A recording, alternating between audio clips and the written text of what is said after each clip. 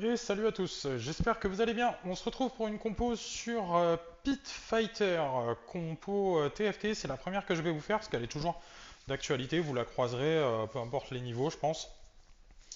En tout cas, dans les lobbies, on la croise assez souvent.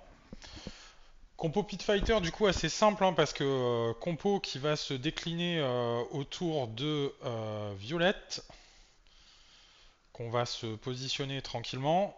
On va avoir du coup Vander. Vous allez avoir Darius.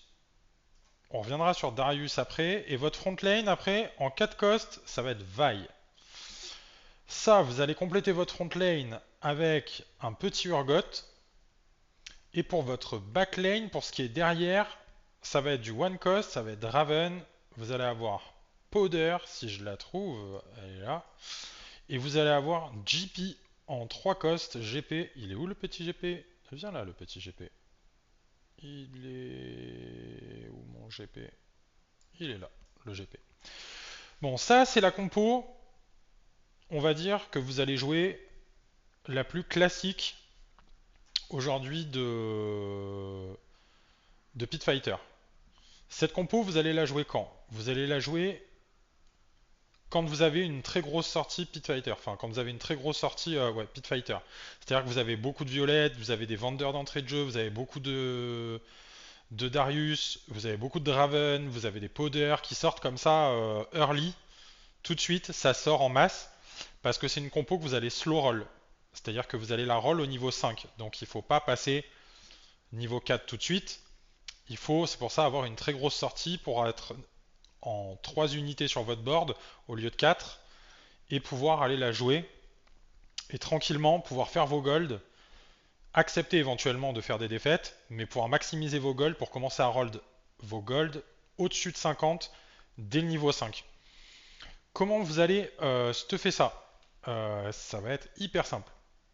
Votre carry principal, c'est censé être Violette. Donc Violette, vous allez la mettre soif de sang.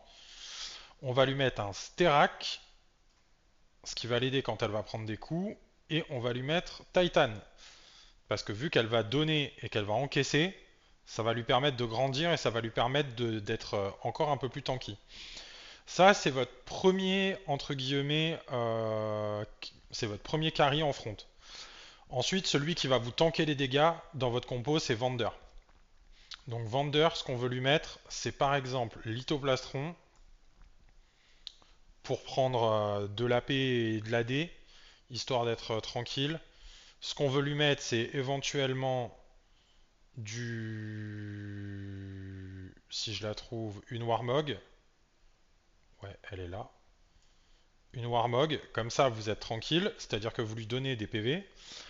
Après, il y a quelque chose qui peut se faire. Il y a deux options, en fait. C'est soit vous jouez ça, l'Eventron, pour pouvoir lui donner, pour pouvoir faire du break armor, ça va permettre à la violette de taper et d'être beaucoup plus impactante dans la game. Soit vous pouvez décider de jouer, je sais pas si je pourrais le mettre, rédemption. Ouais, soit vous pouvez le mettre en rédemption. C'est-à-dire que au lieu de mettre ça, vous mettez rédemption. Pour pouvoir heal tout le package qu'il y a au milieu. Alors rédemption c'est bien, sauf que si votre vendeur il se fait exploser en 10 tout de suite, ça reste compliqué. Moi perso, je le joue comme ça parce que ça permet d'entrée de jeu de commencer à frapper plus fort. On met 30% de scission, on met 30% de scission magique sur les ennemis en front. Ça permet à la violette de taper direct. Je trouve ça plus utile. Après, autre personne que vous allez pouvoir stuff, ça va être la Powder. La Powder, on va lui mettre une Sojin. On va vouloir lui mettre du spell crit. Et éventuellement, on peut lui mettre. Moi, c'est ce que je vous conseille si vous les avez, c'est un Rabadon, de façon à pouvoir faire des gros dégâts quand elle va cycler sur son petit singe mécanique.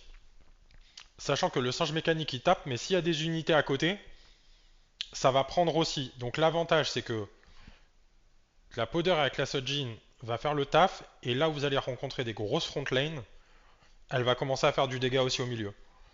Ça, c'est ce que je vous conseille. Ensuite, deuxième carry que vous pouvez stuffer, enfin troisième carry, mais deuxième carry AD que vous pouvez stuffer, Éventuellement, c'est le Draven. Et le Draven, si vous devez le stuffer, vous allez le stuffer comme ça, avec une Ginzu pour de la vitesse d'attaque. Vous allez le stuffer avec Dernier Souffle, Last Whisper. Où es-tu mon Last Whisper? Allez, viens là mon ami. Viens voir papa. Là, Last Whisper. Et après, dans l'idéal, on veut lui donner famille. Pour passer en 4 family. Parce que le 4 family va vous donner 30% de réduction de dégâts. Voilà. Et des bonus extra, c'est-à-dire 20% d'attaque speed.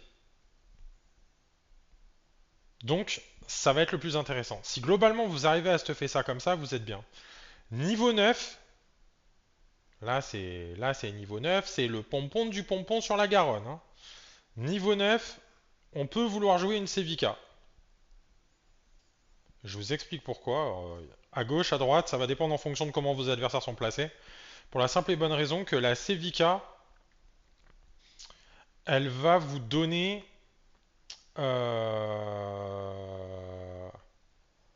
elle va vous rajouter au Pit Fighter, elle va vous faire passer en 6. Aujourd'hui, il faut maximiser ses golds en early sur ce compo pour pouvoir roll au niveau 5. Mais après, quand vous avez chopé vos unités ou que vous êtes, qu'il vous en manque une, deux, il faut commencer à level up et à faire attention à vos golds pour pouvoir aller chercher le niveau 9. L'avantage de la Sevica là, à cet endroit-là, c'est que en plus de vous donner le Pit Fighter, je vous dis Sevica, mais oui, si, pardon. Oui. En place de vous donner le Pit Fighter, elle va vous donner son trait à elle. Voilà pour la compo. Si vous avez des questions, n'hésitez pas. Juste, je vous stuff au cas où la Sevica. Si vous voulez stuff la Sevica, c'est exactement à quelque chose près la même itemisation que la violette, sauf si vous voulez mettre une hoge à la place. Voilà. Donc en gros, ça va être, ça va être, tac, tac, tac, tac, tac, tac, tac, bougez pas, tac, on va lui mettre là, tac, tac, tac, tac, tac, tac, tac. C'est une purge que j'ai tout ça qui est là, comme ça. Pourquoi j'ai tout ça qui est là? Ok, bon. En gros, ça va être la même chose ici, à différence près. C'est que s'il faut, là, vous pouvez lui mettre une hoge ou un manteau de la nuit. Vous pouvez lui mettre ça, au choix. Voilà. Bougez pas, bougez pas, bougez pas. Je vais vous choper le Sterak. Sterak, Sterak, Sterak. Enfin bref. Vous aurez le Sterak ici. Voilà, ça va être la compo max quand vous êtes au niveau 9. Allez, je vous laisse là-dessus, je vous souhaite une très bonne journée à vous, un très bon TFT, et si vous avez des questions, n'hésitez pas en commentaire, je réponds à quasiment tout le monde. Première vidéo de la chaîne, je vous remercie de l'avoir regardé, et n'hésitez pas à me dire si vous voulez qu'on améliore des choses ou qu'on aborde des sujets particuliers comme quand est-ce qu'il faut roll, quand est-ce qu'on peut push ses rolls, comment gérer son économie au mieux, etc. Voilà, je vous souhaite une bonne journée à tous. Ciao ciao.